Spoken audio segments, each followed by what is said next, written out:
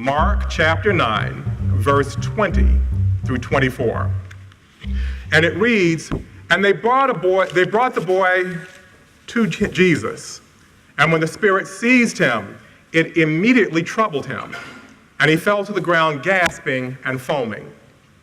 So Jesus asked his father, 'How long has this been like this?' He said to him, 'From his childhood. And many times it has thrown him into the fire and into the water to destroy him. But whatever you can do, help me and have mercy on me.' Jesus said to him, 'If you can believe, everything is possible to him who believes.' And immediately the father of the boy cried out, weeping, and said, 'I do believe. Help my little faith.'" This afternoon, I'd like to talk with you about something that came to me while Reverend Sharon and I were on cruise. And I don't remember exactly what brought this to me, but on the way back, I said to Reverend Sharon, "What kind of life would you rather have? Would you rather that your life be unlimited, or would you rather that your life be limitless?" And I'm going to ask you to take a look at that same question, to think about it, and to ask yourself this question: would I rather that my life be unlimited or limitless? Now, perhaps you're asking yourself, aren't they the same thing? What's the difference? My answer to you is, there is a difference. The difference is subtle. But that difference, if you understand it, and if you apply it in your life, will make a difference in the quality of the life that you experience. So let's take a look at unlimited versus limitless. And let's look at the definitions of both of the words. When you take the root of the word un and put it in front of anything, that prefix, it means not. So unlimited means not limited. If you take the suffix less, it means without. So limitless means without limits. Now still, maybe you may not see the difference between the two. When you hear people talk on TV, I had a jury trial and the jury found me innocent, that person is not telling the truth. The jury found them not guilty. So getting back to unlimited, when we say unlimited, not limited, it means that we're not limited, but there is a void there, because we're not saying it's the opposite, which would be infinite. So we've got this gap here that we're dealing with. And anytime you work with negation, you're talking about things that are equivalent, but equivalent is not exactly the same. It's like saying, "I'd like a Coke," and we don't have a Coke, so give me a Pepsi. And for those of you that like one or the other, you understand exactly what I mean. It's not the same. So we've got this situation where we have this gap that we're in Netherland. And we're not limited, but we're not without limits. So we need to find a way to bridge that gap. And the way that we're going to do it is we're going to take a look at the way that we think. Because limitless thinking brings limitless living. And limitless living translates into abundant living. So what I'd like to do is I'd like to talk with you a little bit more about limitless living. The first thing that I'd like to do is I'd like to tell you what it's not, and then I'm going to tell you what it is.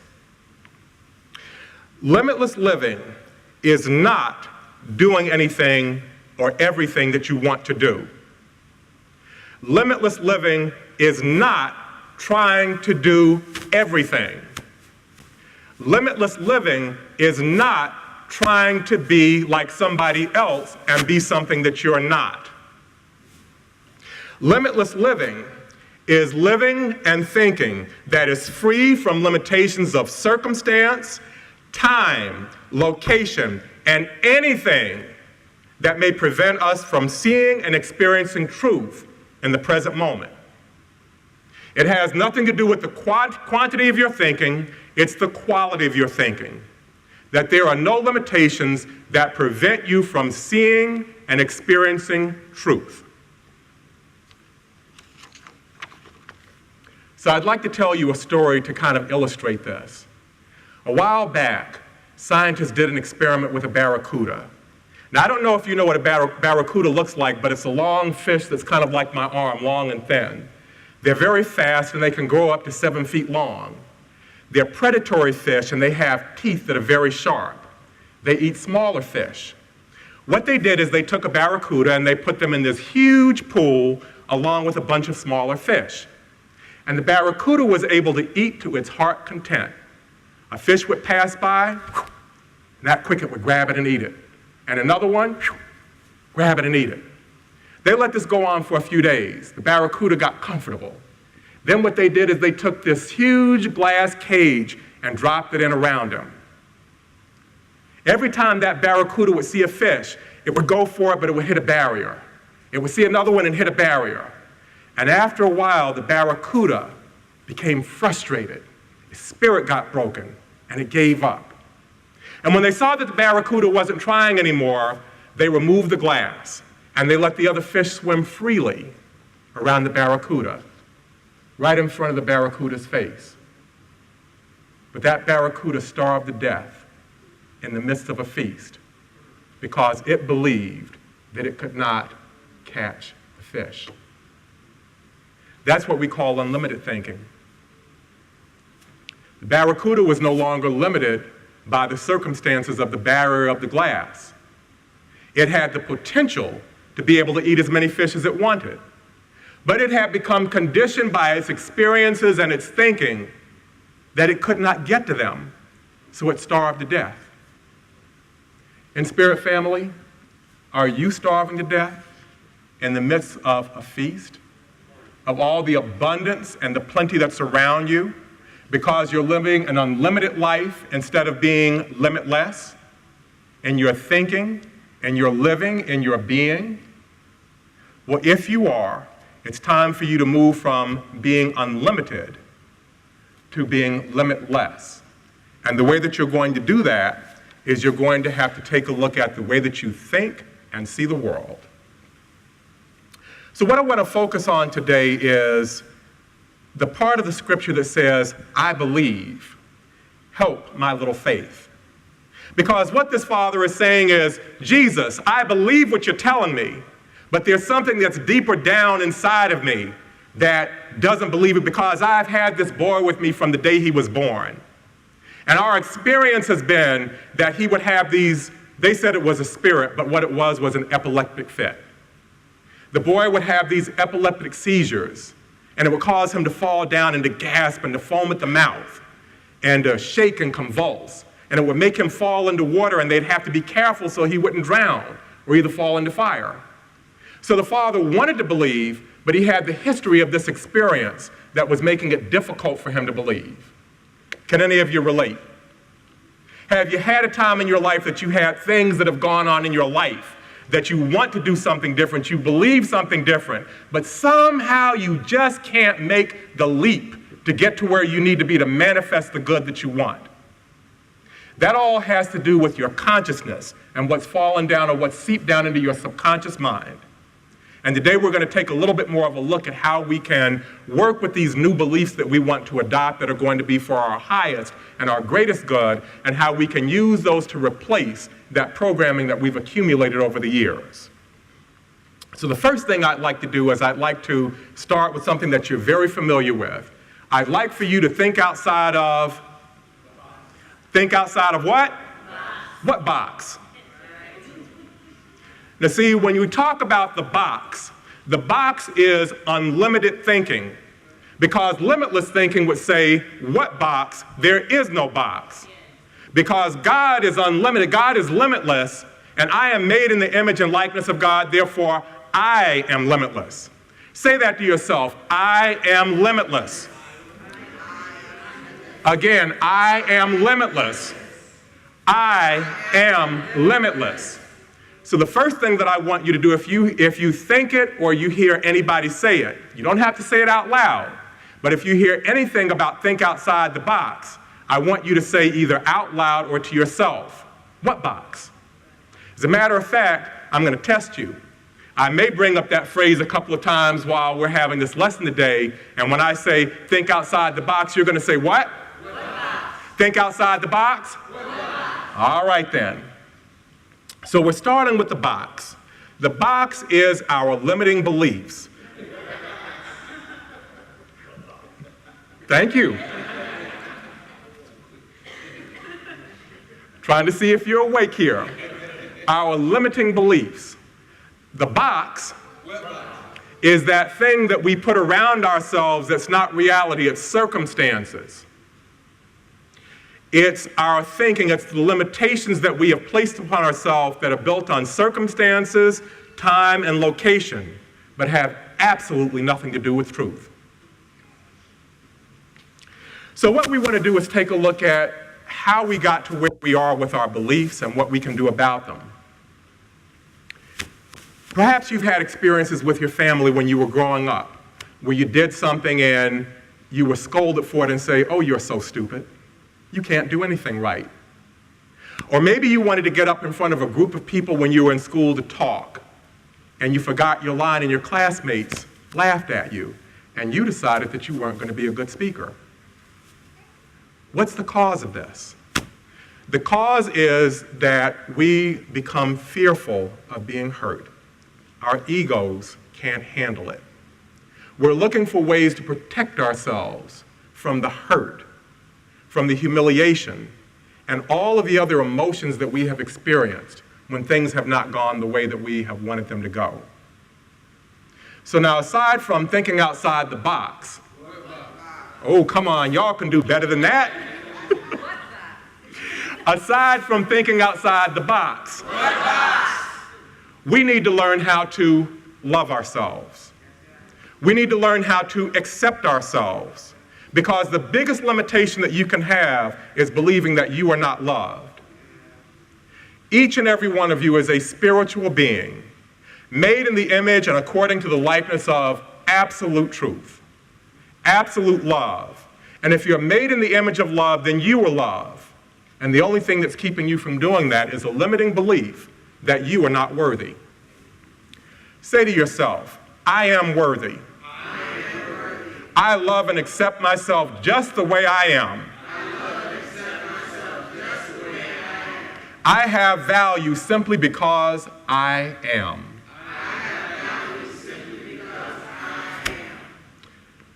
So now you've taken a look at yourself. You're going to love and accept yourself.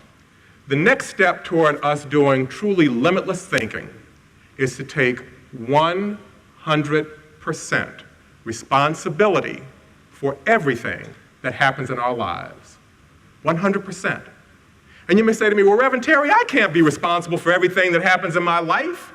I wasn't responsible for that fool that ran the red light and ran into my car and messed it up." No, that's not what responsibility is about. That's blame. And we often confuse responsibility and blame. Responsibility, accepting responsibility, is a factor of our faculty of the month of will. It is our ability to be able to choose our response to circumstances. We can't control all the things that happen to us, but the one thing that we have 100% absolute control over is our response. And we can decide how we're going to respond when somebody else decides they want to act a fool. We can decide we're going to act a fool right back with them, or we can make a decision, a choice, to do things differently and to recognize the Christ that's in them and to call that forward.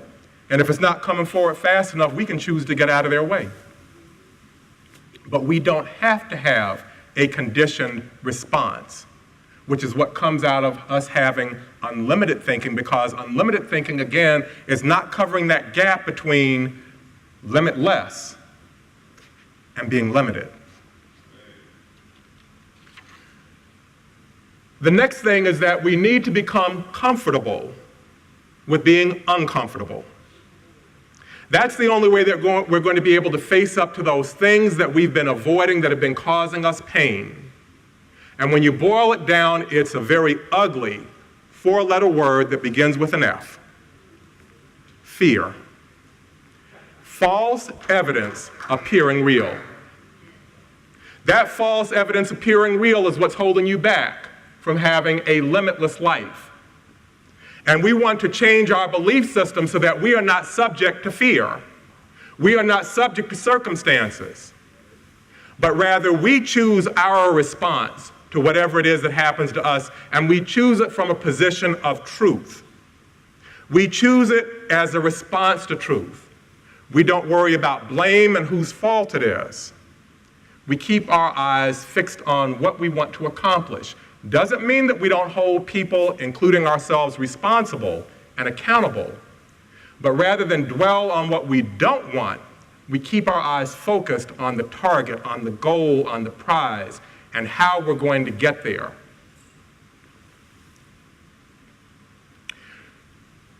Being responsible for your life requires you to exercise faith. It requires you to not only believe in yourself, but for you to get out there and for you to mix it up with life. And to say, I'm ready for anything that life brings to me. Bring it on because I can handle it. Because I am limitless. Because God is limitless. And I am made according to the image and likeness of God. And anything that's true about God is true about me. And if you can't do that, then you need to fake it until you can make it. And how do you go about doing that? Well, we had the way to do it in this wonderful song that Yolanda Adams sang. And, you know, I've got to take a look at R. Kelly. I think the man is a genius. Because when you listen to these lyrics, it says, if I can see it, then I can do it. If I can just believe it, there's nothing to it. I believe I can fly. And then he goes on and talks about how he thinks about it every night and day. You see, you've had a lifetime of developing the experiences and the beliefs that you have, but we want it to change just like that. Sometimes it will and sometimes it won't. Sometimes we've got to work with this. We've got to get into this mindset that we're working with what it is that we want, that we throw off the chains, off the shackles, and we live it night and day, that we're constantly visualizing and expressing it and rehearsing and practicing it, and that we're faking it until we make it, until it becomes a part of us, and we start to manifest it in our lives and in the things that we do. We need to remove the limitations that we've placed around ourselves, that box that we need to be thinking outside of. All right. And start to work with our affirmations, our denials, with our visualizations. How many of you are working with affirmations? Show of hands. Don't be scarred. If you're not doing it, it's okay. Are you doing it every day? Are you consistent with what you're doing? Are you seeing results? All right, wonderful. Well, I'm going to spend a few minutes talking with you about affirmations, because if you don't know about affirmations, you'll know about it today. And that means that you'll have no excuse. Oh, Reverend Terry, I didn't know. Well, if you're here right now, you did know, so there's no excuse for you not to know. The first thing is our affirmations need to be in the present tense. So we're not going to say anything like, I will be a great speaker standing up in front of a crowd of people and get a standing ovation from them if that's something that you want to experience. It will be, I am a great speaker, so that you experience it in the now. The second thing is that it needs to be personal, and it needs to be personal for you, yourself. I'm not going to say an affirmation for Jehudi, for example, that Jehudi is a wonderful, loving person, even though I know that he is. But if I'm having problems or a situation or issues with him, that's not going to affect him. I need to have an affirmation for myself. I am a peaceful, calm person that brings out the Christ in everyone that I meet. And if I have that affirmation work for me, and it changes me in my heart, he naturally is going to change in the way that he interacts with me. Or either he's going to move on out of my life and leave me alone. Your affirmations also need to invoke feeling. If you're sitting around saying, I am healthy, I am happy, I am whole, I am healthy, I am happy, I am whole, it's not worth your breath to do that. Your affirmations need to touch your feelings. They need to bring something up inside of you that's going to reach into your subconscious mind. You can't directly influence your subconscious mind by the things that you do or say, but it's through your feelings that you influence your subconscious mind. So when you're doing your affirmations, they not only need to invoke feeling, but they need to invoke the feeling that it is true right now. Not sometime off in the future, but right now. You see, our subconscious minds does not know the difference between something that we've actually experienced and something that we've imagined. So if you want to have a different experience, imagine it, affirm it, feel it, be it, and eventually it's going to be drawn into your life. Because we spend our time each and every day knocking ourselves, putting our minds on the things that we don't want with this unlimited thinking. The barriers aren't there, but we haven't moved forward to show that we're living limitless. So you need to start letting go of those things that are holding you back. Stop seeing yourself with the fight that you had and reliving it over and over and over again. It's time to let it go. Let it go. Start seeing peace. Start seeing harmony. Start seeing the things that you want to experience. Talk to yourself about that every night and day. Experience that. See it in your mind. Feel it until it becomes a reality for you. Now, sometimes we're making these affirmations and we're working with affirmations and it just doesn't seem to be getting it. And if you find yourself in that situation, you need to work with something very powerful called a denial. Now, denials have a little bit of controversy to them from the things that I've read about them. You'll have very famous gurus that will tell you, be careful about how you do affirmations. For example, if you are working with your weight, some people will be tempted to say, I am not fat, as an affirmation.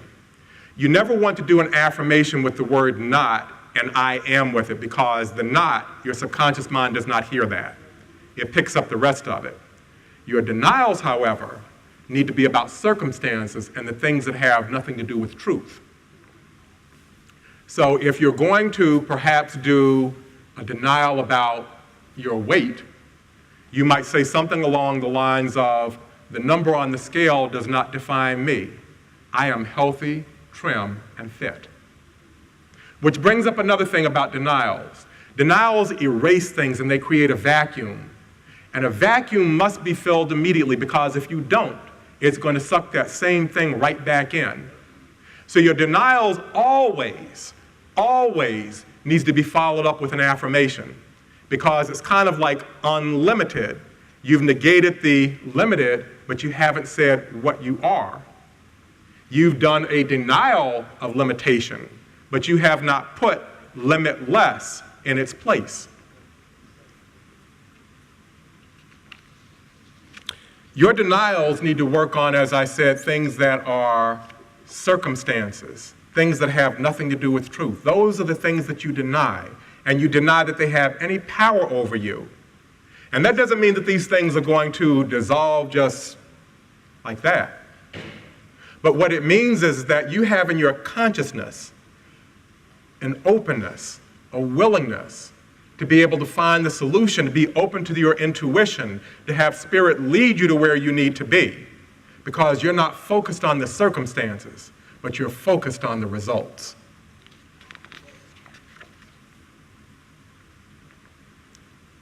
And lastly, as I talked about before, we need to visualize ourselves.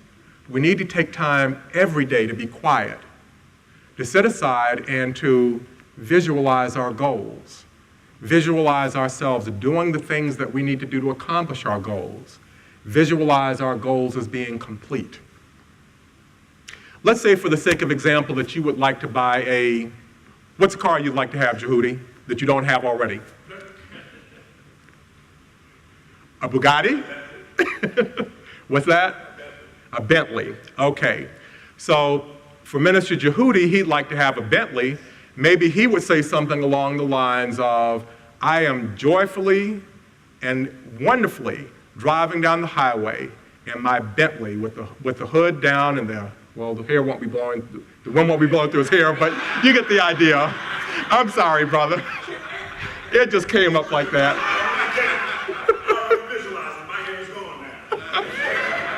with the hair brushing up and cooling my head. But you want to have something that's going to create a vivid image. And when you're doing this for an experience that you want to create, you're going to put ing at the back of your verb. And you're going to use words to enhance that experience. I am joyfully and exuberantly driving down the highway in my Bentley and whatever that model is, with the sun, with the wind blowing across my face. Whatever it is that you need to have that feeling of you actually being there and doing the thing that you want to do, that's how your affirmation should be, giving you that clear image, that feeling. And if you say it and you believe it and it gets into your subconscious mind, faith kicks in, and faith draws that into your experience. InSpirit family, you can do anything that you want to do as long as you believe. And I'm not talking about trying to do things impossible like grow wings and fly. But we need to be open to the possibilities of different ways of doing things that may be beyond our way of understanding how we naturally do things. We can all fly. I don't have wings, but I can buy a ticket and get on an airplane any day of the week. But 200 years ago, they believed that you couldn't. And it took the Wright brothers 5 years of experimentation. They owned a bicycle shop. They were bicycle people. What's a bicycle got to do with flying? But they believed that they could fly. They studied birds. They knew that they weren't birds, and they found a way to make it true for them. We can't try to be what somebody else was. We need to be who we are. And we need to demonstrate what's in our hearts, the way that we can do it our own unique, special way. They did that, and we're all benefiting from it today. So in closing, I'd like to leave you with a poem. The poem is by a man named Walter D. Wintle. The poem is entitled, "The Man Who Thinks He Can." If you think you're beaten, you are. If you think you dare not, you don't. If you'd like to win, but think you can't, it's almost a cinch you won't. If you think you'll lose, you're lost. For out in the world, we find success being with a fellow's will. It's all in the state of mind. If you think you're outclassed, you are. You've got to think high to rise. You've got to be sure of yourself before you can ever win a prize. Life's battles don't always go to the stronger or faster man. But sooner or late, the man who wins is the one who thinks he can. And that applies to women too. Have a wonderful day. I love each and every one of you. Peace and blessings.